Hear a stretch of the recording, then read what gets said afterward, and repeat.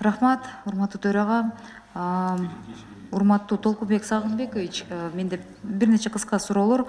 Ушу 5 жылдан бери ушул комитеттен ар бир отчет жылы келгенде сизде комитеттен да палатадан да бир суроо берилип атат да, ошого жооп биз алабыз. Бирок бүгүнкү күндө Киевская, Калка Киевада зданиялар эмне болду? Счетный палата оюңуздар барбы? Вообще бул тагдыры кандай болот? Эмне болуп атат? Ушундай олчогон килтеген зданияны тургузуп коюп туруп 300 канча миллионго башка зданияны алып туруп силер отуруп алдыңар да. Бул канча жылдан бери келе жаткан маселе, бирок бул зданиянын тагдыры эмне болуп атат? Эмне болот? Прогноздор барбы? 5 жылдан бери айтылып келе жатат, ошо жымжырт да. Элвира Жаралбековна, сурооңузга рахмат да. Биздин Улуттук банктын позициясы биз ушул зданияны бүтүрөбүз. Бирок тилекке каршы жана разрешительный документтер биз уже акыркы 3 жылда ошо менен эле алек кылып жүрөбүз да. Эми кеп эмнеде болуп атат? Проблема эмнеде болуп атат? Сейчас вот бүгүнкү күнүкү позициясы мы подали уже на последнюю экспертизу бишкекскую главархитектуру, да. Ошонун экспертизасы бүтсө эле, баары такталышып разрешение берсе эле, сразу будет объявлен тендер и начнется. С этим зданием что-то не так? Там просто это здание перестраивалось несколько раз, и когда в определенный промежуток времени возникает, то есть в 2010 году его хотели продать.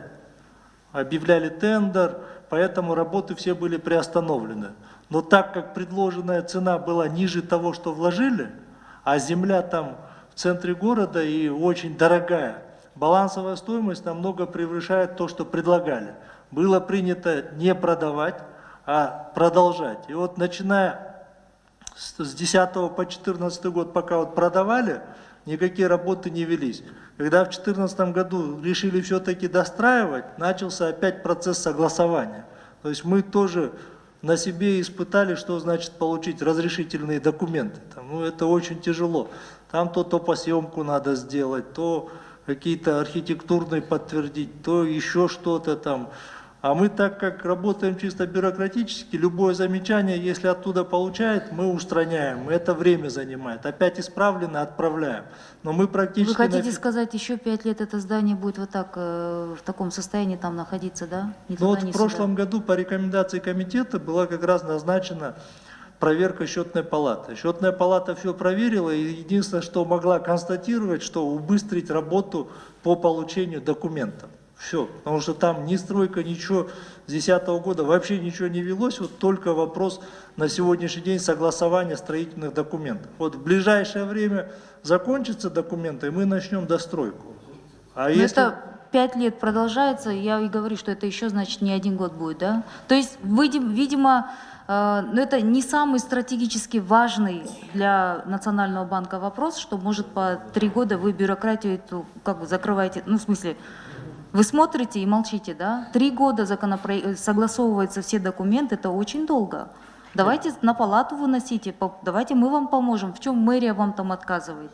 Любое строительство наш требует разрешительных документов. Да, но в принципе, столько и занимает, даже для частного бизнеса, для постройки многоквартирного. За сколько вы купили здание, в котором вы находитесь? Мы, в котором... Да, вот это здание, оно же выкупалось, бывший банк, который... За 250 миллионов сомов купили. Ну, как вы думаете, резонный ли вопрос у депутатов тогда по отношению к тому, что здесь стоит готовое здание, которое за 3 года можно было уже и отремонтировать, и расположиться, и при этом вы покупаете за 250 или 200 миллионов, да, вы сказали? 250. 250 миллионов другое готовое здание. Вот это, в принципе, это вопрос логики, и мне это сложно понять. Понимаете, здесь чисто рациональность. Почему, когда есть здание, почему за такие огромные суммы покупалось другое здание? Это было, видимо, до вас, да? Это в 2011 году было. Да, вот. И вы, как новый руководитель, вы тоже, я думаю, эти вопросы задавались, и вы должны пытаться ускорить этот процесс. Мы ускоряем максимально. Я так поняла, в следующем созыве депутаты придут, будут об этом спрашивать 5 лет. Так, следующий вопрос у меня. Я прошлый комитеттен сиздин замдарыңызда келгенде сурадым эле, да? Ушул карантин убагында операциялар жүрдү беле, анан бизде абдан чоң мындай инвестициялар чыгарылып кетип атат, инвестициялар деген ишкерлер өз акчаларын чыгарып атат деген суроолор болду. анан коомдо ошондой талкуулар болуп атат, чыгарып кетип атышат деп. Ошондо операциялар жөнүндө мен маалыматты жазуу түрүндө да беришкен жок, мына 2-3 жума өтүп кетти. Какое-то интересное отношение ваших заместителей к депутатам или до вас не донесли. И я хочу вас спросить, за период карантина, когда в народе говорят, выводились деньги, и у вас, как у главного банкира, я хочу спросить, вот обороты, вообще операции, которые происходили, какие-то суммы могут быть обозначены? У нас границы были закрыты, бизнес весь стоял. Что происходило в этот период? Действительно ли выводились какие-то средства с Кыргызской республики? Спасибо за вопрос. Ну, вы должны, во-первых, извиниться, что вы за 3 недели никак мне не предоставите письменную информацию. Не спасибо, вы извинитесь сначала за ваших заместителей. Я как раз вот к этому и хотел сказать. Письмо вам было отправлено 4 июня. 4 чего? Июня этого года, сразу после комитета, письмо соответствующее вам было отправлено. А вы его читали сами? Вы его подписывали? Кто его подписывал? Его подписывал заместитель мой. А вы его читали? Конечно. Что там было написано по суммам? Здесь данные по движению средств банковского сектора в первом квартале 2020 Озвучьте цифры, пожалуйста. Я конкретно просила дать мне ответ. Вот с вашей точки зрения, был ли вывод средств или не был? Нет, чистый отток средств из банковского сектора составил 68 миллионов. Коомдо деген акчалар чыгарылып атат деген суроого Нацбанктын жетекчиси кандай жооп берет деп сурап атсам, сиз айтып атасыз. Вы мне просто отвечаете терминологией. Такой процесс в стране не происходит деген жооп болобу? Или происходит, что деньги выводятся, люди там переживают за бизнес или не переживают за бизнес, деген суроо, да? Я вот, честно говоря, самого вопроса вот, выводится, я никак не могу понять, вот, что значит вот выводится. это объяснение я от вас и просила, что на самом деле нет никакой паники, нету такого, что кто-то выводит капиталы. Нет, на сегодняшний день такой проблемы вообще не стоит. Нету такой проблемы. Проблемы такой нет. Это я просила в письме обозначить конкретно. Я задавала этот вопрос на прошлом комитете. Мне сказали, да, мы вам предоставим. Более того, еще и кто-то там прокомментировал потом в социальных сетях, чтобы вы дали, чтобы посмотрели в этот справочник отчет Национального банка за 2019 год. И действительно, я зашла в отчет Национального банка за 2019 год, и у меня возник такой вопрос. Я уже к следующему перейду тогда. Вот смотрите, у нас там внутренние инвестиции и внешние инвестиции вы пишете. Внутренние инвестиции 70%, внешние инвестиции там 30%, да, и распределение идет. На 2019 год у нас по кап вложениям, да, по источникам финансирования, на основе кредитов всего 2%, из республиканского бюджета 2,7%, и на основе благотворительности наших граждан идет 30%. Это вот как понять? И средства предприятий и организаций 32%. Это у вас есть отчет Нацбанка на 108 странице, 3-я таблица. Если она рядом, можете посмотреть. Да? У нас настолько высокие ставки кредитов, что у нас как бы, да, на банковские кредиты вообще не рассматривает народ, не бизнесмены. Не граждане, да, по вообще капитальным строительствам, да, но зато по благотворительности всякие организации, благотворительные фонды порядка 30% оказывается вкладывают в наше государство. И для меня стоит таким серьезным вопросом стало как бы, да, осознание того, что у нас высокие ставки кредитов, что мы, гражданин, например, да, если он хочет там быть патриотом, я не знаю, построить садик, что-то сделать, да, он не будет брать кредит на это. Но благотворительные организации, они, получается, порядка 30%, они вот эти вещи финансируют. И там вы пишете средства предприятий и организаций, государственные, частные, скорее всего, частные предприятия и организации. Я правильно понимаю, да?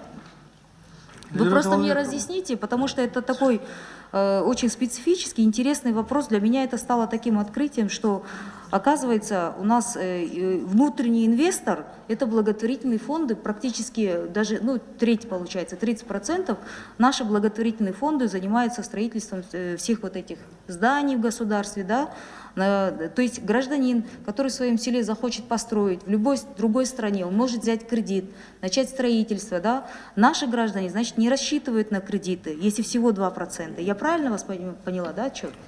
Елизавета Владимировна, давайте вот с этой таблицы 3, вот, про которую Да, вы да, да, говорите, да. На структура- 108 странице, правильно, да? Это вот идет. структура капитальных вложений по источникам финансирования. Во-первых, эту информацию, это данные Национального статистического комитета, собранные со всей страны. За 2019 год. Мы так же, как и все остальные госорганы и организации, пользуемся данными Национального статистического комитета. Я не к тому, что это касается- недостоверная информация, Толкун Мырза. Я просто хочу понять, я рядовой гражданин Кыргызской республики, Я вот и допустим. объяснить хочу же. Смотрите, средства населения, включая благотворительную помощь резидентам. Вот когда у нас дома строятся, у нас в основном квартиры кто покупает? Частные лица. Они за счет чего покупают? Они за счет собственных средств. Это вот так называемое долевое строительство.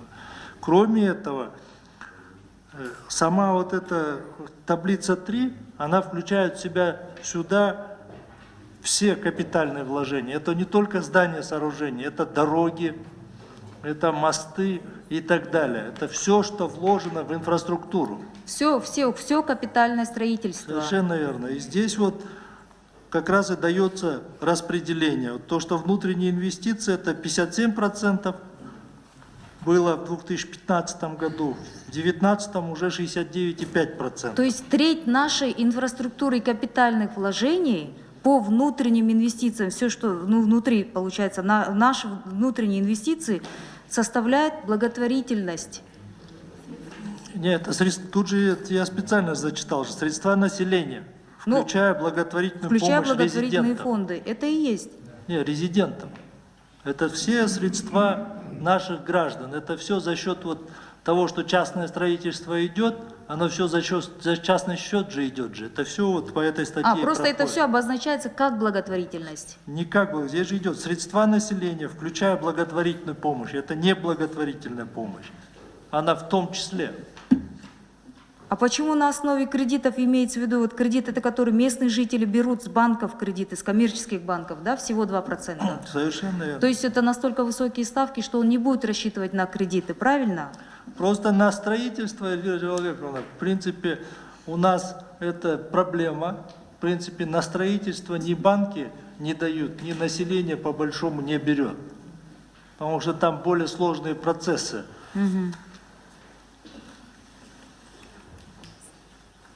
Строительство в основном у нас осуществляется за счет, вот, есть такое понятие потребительские кредиты, кто-то ходит достроить что-то, перестроить или это, они берут потребительские кредиты и за счет этого делают. Но в чистом виде... Это если он себе что-то строит, Совершенно верно. себе лично. Да. А если он, допустим, занимается, хочет построить в своем селе садик, или построить в своем селе, я не знаю, садик, медицинское какое-то, да, здание, да, то он скорее... Он пойдет просить каких-то богатых представителей своего сообщества, либо благотворительные фонды, чем он возьмет кредит, потому что он понимает, что он это никогда не окупит. Правильно, да?